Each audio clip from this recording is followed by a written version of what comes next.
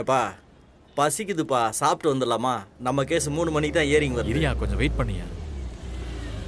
சிவம், பின்னாடி உன் ஆளு அன்பு வருதியா? என்ன டைகரு, இங்க எதுக்கு வராங்க?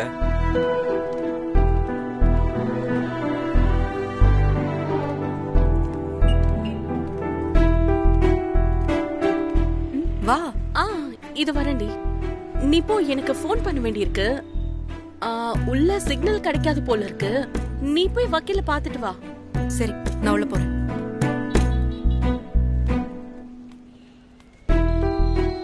சிவம், என்ன விஷயமா வந்தீங்க? கார்மெண்ட்ஸ் ஓனர் வக்கீல் நோட்டீஸ் அனுப்பியிருக்காருன்னு சொன்னல, அந்த கேஸ்ல ஆஜராகிறதுக்காக வக்கீல பாக்குறதுக்காக வந்திருக்கோம். வக்கீல? எந்த வக்கீல்? அது வேத நாயகமோ அரும நாயகமோ யாரோ.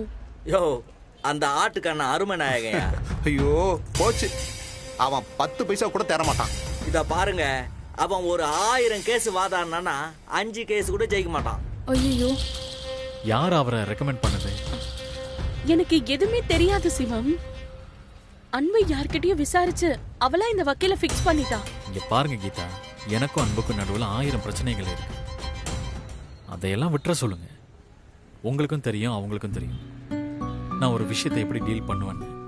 அதனால தான் இந்த கேஸை என்கிட்ட கொடுங்கன்னு நான் சொன்னேன்ல. நீங்க அன்பு கிட்ட சொல்லலையா? இல்ல சிவம், உங்க பேரை சொன்னாலே அவ டென்ஷன் ஆகுறா.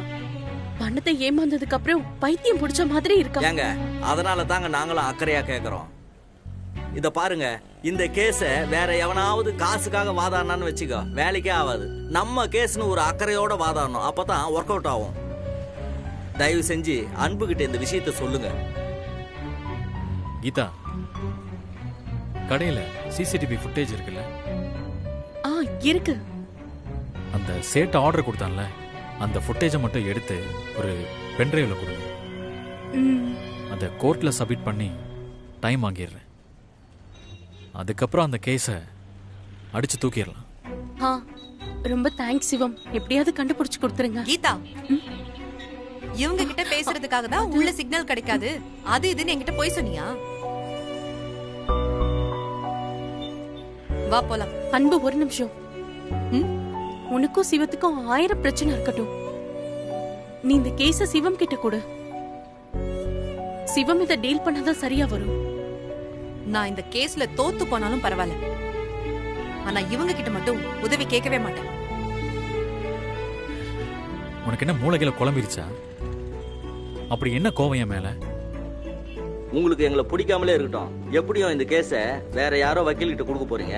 அந்த வக்கீலா நினைச்சு எங்க கிட்ட கொடுங்க, நாங்க ஜெயிச்சு காட்டுறோம். நம்பிக்கை இல்லாம கேஸ ஒப்படைக்க முடியாது. ஏற்கனவே இவரால நிறைய பட்டாச்சு. இவ்ளோ பட்டும் புத்தி வரலனா நான்லாம் ஒரு மனுஷியா? நானே இந்த கேஸ பாத்துக்கிறேன். ஏங்க, அந்த அரும நாயக வேலைக்கு ஆக மாட்டாங்க. உங்க ஹெல்ப் வேண்டான்னு சொல்லியாச்சு, திரும்ப திரும்ப அதையே பேசிட்டு இருக்கீங்க. இங்க பாரு அன்பு, நம்மளோட அவசர புத்தியால தான் நம்ம 2 பேரும் இந்த இடத்துல வந்து நிக்கிறோம். உன்னோட ஈகோனால தான் நீ பெருசா மாட்டிக்கிட்டு முழிக்கிற. என்ன சாபம் கொடுக்கறியா? முட்டாள்தனமா பேசாத. சாபம் கொடுக்கல, வார்னிங் கொடுக்கறேன். தயவு செஞ்சு புரிஞ்சுக்கோ. நிஜமாவே நான் உனக்கு உதவி பண்ணும் தான் நினைக்கிறேன். என் மேல இருக்கிற கோவத்துல இத வேண்டான்னு சொல்லாத. சொல்றத கேளு, மறுபடி தப்பு பண்ணாத. ஏய் கீதா, வாடி போலாம். என்னையா அவ?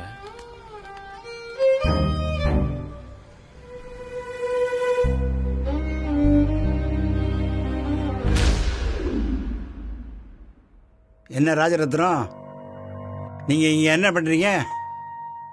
ஒன்றும் இல்லை ஒரு ஆனர், டாக்டருக்கு சப்போர்ட்டா. அவங்க விவரம் தெரியாத பொண்ணா? அவங்க தான் கோர்ட்ல கேஸ் எல்லாம் நல்லா வெளுத்து வாங்குறாங்களே.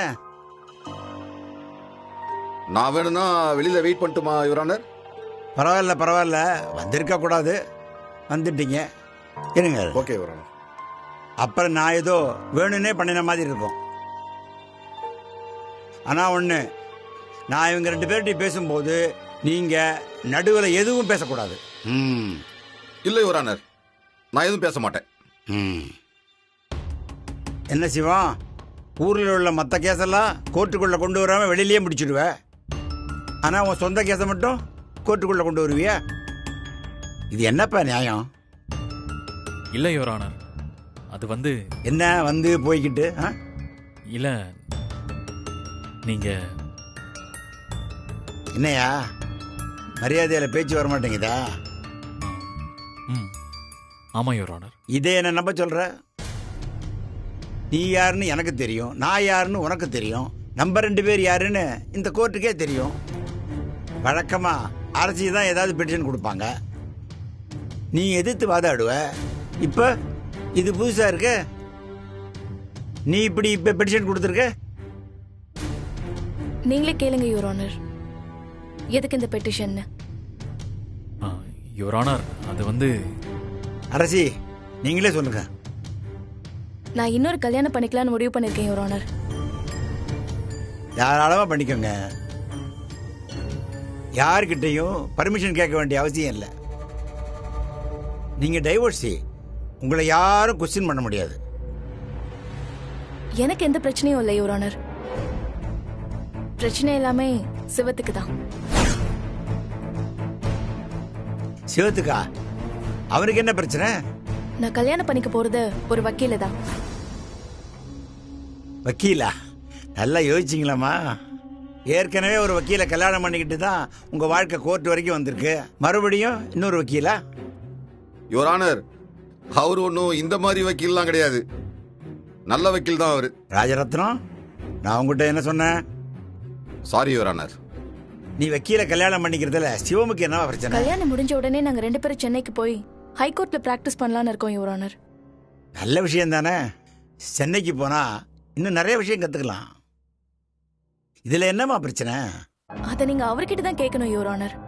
என்னையா உனக்கு என்ன பிரச்சனை? யுவர் ஆனர், என்னோட குழந்தை அவங்க கிட்ட இருக்கு. அவங்க குழந்தையும் உங்ககிட்ட இருக்குல்ல? Yes your honour. ஒவ்வொரு சனிக்கிழமையும் என்கிட்ட இருக்கிற குழந்தைய அங்க விட்டுட்டு அங்க இருக்கிற குழந்தைய நான் கூட்டிட்டு வருவேன். ம். இவங்க சென்னைக்கு போயிட்டாங்கன்னா நான் எப்படி அந்த குழந்தைய பாக்குறது? அவங்க கல்யாணம் பண்ணிக்கிறதுல எனக்கு எந்த பிரச்சனையும் இல்லை, அவங்க தாராளமா பண்ணிக்கிட்டோம். ஆனா குழந்தைய மட்டும் என்கிட்ட கொடுத்துட சொல்லுங்க யுவர் ஆனர். நான் கல்யாணம் பண்ணிக்கிறதே என் குழந்தைக்காக தான் யுவர் ஆனர். அவளுக்கு ஒரு அப்பா வேணுங்கிற ஒரே ஒரு காரணத்துக்காக தான் நான் கல்யாணமே பண்ணிக்கிறேன் யுவர் ஆனர். ஒரு குழந்தைக்கு அப்பா அம்மா 2 பேருமே முக்கியம். அவளுக்கு அப்படி ஒரு சூழ்நிலையை அமைச்சு கொடுக்கறதுக்கு தான் நான் இந்த கல்யாணத்துக்கே ஒத்துக்கிட்டேன். என் குழந்தை என்கிட்ட இருந்து பிரிக்கணும்னு நினைக்கிறது எந்த விதத்துல நியாயம் யுவர் ஆனர்? அவங்க சொல்றதும் நியாயம் தானப்பா. அதுக்கில்ல யுவர் ஆனர், அவங்களுக்குன்னு ஒரு வாழ்க்கை வந்த பிறகு அவங்க என் குழந்தைய எப்படி பார்த்துப்பாங்கன்னு தெரியல. அவங்க கல்யாணம் பண்ணிக்க போறவரு என் குழந்தைய. இப்ப நீ என்ன சொல்ல வர? ஆ, குழந்தையோட தனியா இருக்கிற சிங்கிள் உமன் வேற ஒரு கல்யாணம் பண்ணக்கூடாதுன்னு சொல்ல வரியா? ஆ, அப்படி அவங்க கல்யாணம் பண்ணிக்கிட்டா குழந்தைய நல்லா பாத்துக்க மாட்டேங்கன்னு நீ சொல்ற. What nonsense is this? இன்னும் எந்த காலத்துல இருக்கு? இல்ல யுவர் ஆனர், நான் அப்படி சொல்ல வரல. என்ன நொப்படி சொல்ல வரல, அப்படி சொல்ல வரல? ம்? அவங்க தான் தெளிவா சொல்றாங்களே, குழந்தைக்காக தான் கல்யாணம் பண்ணிக்க போறேன்னு. அப்புறம் எப்படி குழந்தைய நல்லா பாத்துக்க மாட்டாங்கன்னு சொல்ற? முதல்ல கல்யாணம் நடக்கட்டும், பின்னால ஏதாவது பிரச்சனை வந்தா அப்ப சொல்லு. ஆ, அதை விட்டுட்டு அவங்க என் குழந்தைக்கு அம்மா, அவங்க கல்யாணம் பண்ணிக்க கூடாதுன்னு சொல்றது நல்லாவா இருக்கு? இந்த கேஸை நான் தள்ளுபடி பண்றேன். இது ஒரு காரணம்னு இதுக்காக எல்லாம் உன் குழந்தைய உன் கஸ்டடியில தர முடியாது. இதுக்கு இந்த கோர்ட் சம்மதிக்காது. நீங்க டைவர்ஸ் பண்ணிக்கும் போது மட்டும் ஆளுக்கு ஒரு குழந்தைய வளர்க்குறேன்னு சொன்னீங்கல்ல, 2 குழந்தைகளையும் வாரத்தில் ஒரு நாள் பார்க்கறதுக்கு கோர்ட் அனுமதி கொடுத்துச்சுல்ல.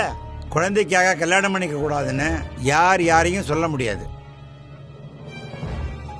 நாளைக்கு உனக்கே கல்யாணம் நடந்தா கூட அதை ஒரு காரணமா வச்சு உன் குழந்தை கஸ்டடிய அவங்க கேட்க முடியாது. Yes your honour. உனக்கு உன் குழந்தைய பார்க்கணும்னா சென்னைக்கு போ. அரசி, நீங்க சிவமி கிட்ட இருக்கிற குழந்தைய பார்க்கணும்னா மதுரைக்கு வந்து பாருங்க. Yes your honour. நான் ஒவ்வொரு சனிக்கிழமையும் என் குழந்தைய பார்க்க வருவேன். சென்னை ஃபிளைட் ஏறினா 1 hourல நான் இங்க இருக்க போறேன். Very good. அப்புறம் என்ன, அவங்க குழந்தைய பார்க்க மதுரை வரும்போது நீ குழந்தைய பார்க்க சென்னைக்கு போ, அவ்வளவுதானே?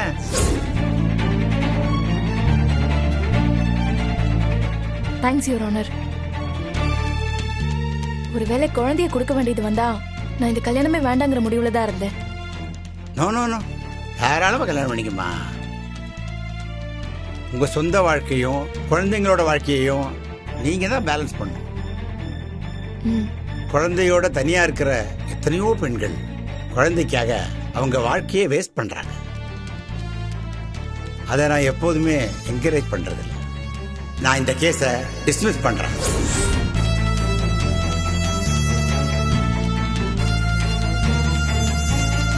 Thanks your honour. அரசி வாடா. யுவர் ஆனர், கம்மிங் 7th அரசிக்கு மேரேஜ் வச்சிருக்கேன். உங்களுக்கு இன்விடேஷன் கொடுக்கலான்னு தான். என்னையா அது? கோர்ட்டா இது? என்னது? இந்த மாதிரிலாம் பண்ணக்கூடாது. கிளம்புங்க. கிளம்புங்க. அப்பா Okay. வாங்க. யுவர் ஆனர், சிவம், நான் சொன்னது நியாயமான தீர்ப்பு தான். ஒரு அப்பாவா உன் ஃபீலிங்ஸை என்னால் புரிஞ்சிக்க முடியுது. உனக்கு உன் பசங்களை எவ்வளோ தூரம் பிடிக்கும்னு எனக்கு தெரியும். ஆனால் இதுக்கு வேற வழி இல்லை. நீயும் கல்யாணம் பண்ணிக்கோ சிவம். அரசி எப்படி குழந்தைக்கு அப்பா தேவைன்னு நினைக்கிறாளோ அதே மாதிரி நீயும் குழந்தைக்கு அம்மா வேணும்னு யோசி. குழந்தைக்கு அம்மா ரொம்ப முக்கியம். சீக்கிரமாவே நீ கல்யாணம் பண்ணிக்கோ சிவம். நீ பார்க்குற அர்த்தம் எனக்கு புரியுது சிவம். வரப்போறவ குழந்தைய எப்படி பார்த்துப்பாங்களோன்னு பயந்துதான் நீ கல்யாணம் பண்ணிக்காம இருக்கேன்னு எனக்கு தெரியும். நீ அதை தாண்டி வரணும். ஏன்னா அரசி அவங்க கல்யாண வாழ்க்கையில சக்சஸ்ஃபுல்லா இருந்து 1 வருஷமோ 2 வருஷமோ கழிச்சு உங்ககிட்ட இருக்கிற குழந்தையும் அவங்களுக்கு வேணும்னு சொன்னா கேஸ் உங்களுக்கு சாதகமாக தான் அமையும். அதுக்கு தான் சொல்றேன், நீ சீக்கிரமா கல்யாணம் பண்ணிக்கோ. அப்பதான் உங்ககிட்ட இருக்கிற குழந்தை உங்ககிட்டயே இருக்கும். நான் சொன்னதை பத்தி யோசி. Yes your honour.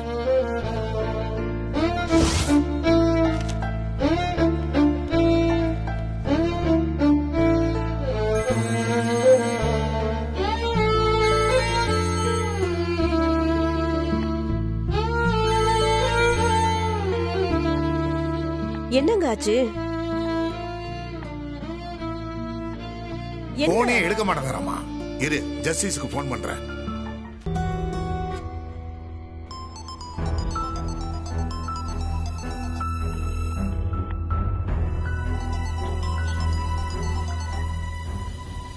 Yo justice, என்னாச்சு? சிவனுக்கு போன் அடிச்சிட்டே இருக்கேன், எடுக்க மாட்டேங்கிறான். போலீஸ்கார் போலீஸ்கார். யோ பேசுறது கேக்குதா இல்லையா? கேக்குது போலீஸ்கார். கேஸ் அரசிக்கு சாதகமா முடிஞ்சிடுச்சு. சிவம் ரொம்ப உடைஞ்சு போயிருக்காப்ல. என்னையா சொல்ற?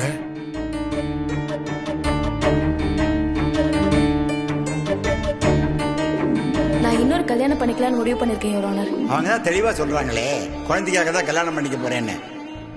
அப்புறம் எப்படி குழந்தைய நல்லா பாத்துக்க மாட்டாங்கன்னு சொல்ற? அவங்க குழந்தைய பார்க்க மதுரை வரும்போது நீ குழந்தைய பார்க்க சென்னைக்கு போ.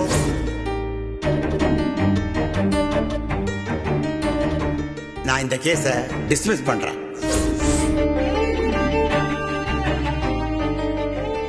என்னங்க ஆச்சு? கேஸ் முடிஞ்சிருச்சா? ஏங்க என்னங்க எதுவும் பேச மாட்டேங்கிறீங்க?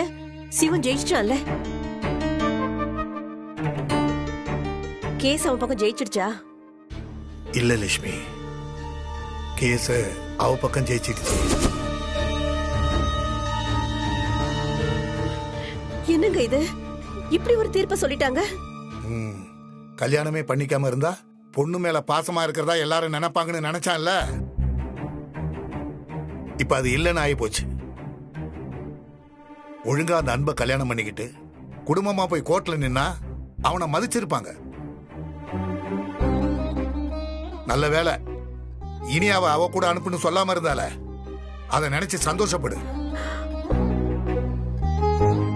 எப்படிங்க சந்தோஷப்படுறது? அவ நினைச்சது நடக்க போகுதுல்ல. ஓவியாவை தான் நம்ம கிட்ட இருந்து பிரிச்சுட்டா. என்னைக்காவது இது நடக்கணும் நான் பயந்துகிட்டே இருந்தேன். இன்னைக்கு அது நடந்துடுச்சு. ஓவியாவ அவ டெல்லி, சென்னை, ஏன் ஃபாரின் கூட கூட்டிட்டு போவா. அவளை பார்க்கணும்னா அங்கதான் போய் பார்க்கணும்னு சொல்லிட்டாங்க. அதுதாங்க அவ குணம். அவ இனியாவ பார்க்கணும்னா நம்ம கிட்ட வந்துதானே ஆகணும். பெரியவங்க சண்டையில கஷ்டப்படுறது குழந்தைங்க தான். லட்சுமி, இது நமக்கு மட்டும் இல்ல, எல்லாருக்கும் இதுதான். பெரியவங்க விஷயத்துல பாதிக்கப்படுறது குழந்தைங்க தான். பாட்டி, என்னடா? நான் இனிமே அப்ப ஓவியாவை பார்க்க முடியாதா? சேச்சே, அப்படிலாம் இல்லடா. இப்பதானே தாத்தா சொன்னீங்க ஓவியா அம்மா கூட சென்னைக்கு போறான்னு. அப்புறம் எப்படி நான் அவளை பார்க்க முடியும்?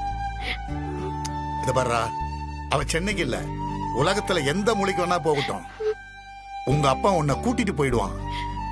அப்ப நானும் சென்னைக்கு போயிட்டா உங்களெல்லாம் எப்படி பாக்குறது?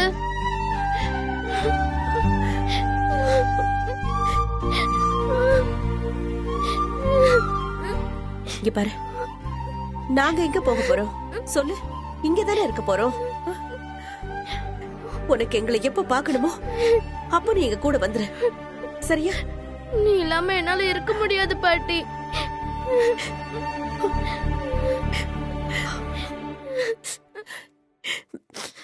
நான் தான் தினம் உன்னை திட்டுறேன்ல.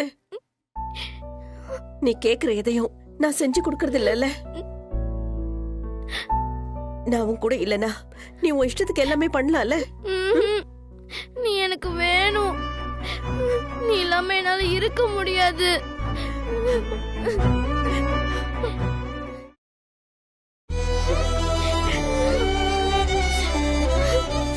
யாரு கண்ணு பட்டுச்சோ தெரியலங்க, பக்கத்துல இல்லனா கூட ஏதோ கூப்பிடுற தூரத்துல இருக்காங்களேன்னு சொல்லி நாம சந்தோஷப்பட்டோம்.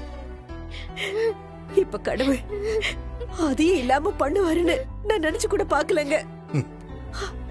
இவ்வளவு போராட்டத்துக்கு பேசாம 2 குழந்தைங்களே அவட்டே கொடுத்துடலாம். அட்லீஸ்ட் 2 குழந்தைங்களாவது ஒன்னா இருந்திருப்பாங்க. நாங்க போக மாட்டேன். ஓவியாவை இங்க கூட்டிட்டு வந்துடலாம் தாத்தா. நீ, நான், அப்பா, பாட்டி, சரவணன் மாமா, ஓவியா எல்லாரும் ஒன்னா இருக்கலாம்.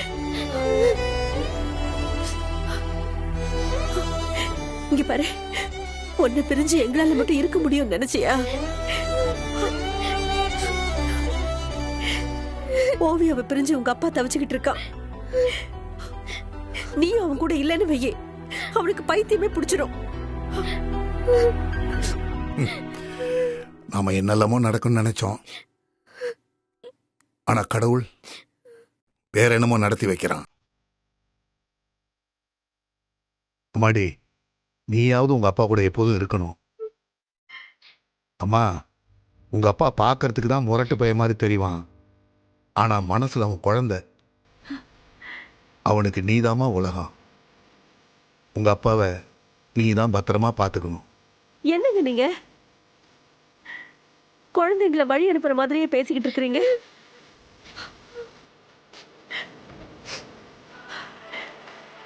எனக்கு நம்பிக்கை இருக்கு, நம்ம எல்லாரும் ஒன்னாதான் இங்க இருக்க போறோம்.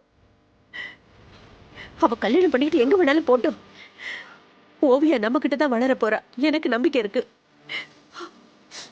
நீங்க வேணா பாருங்க, இது நடக்கும்.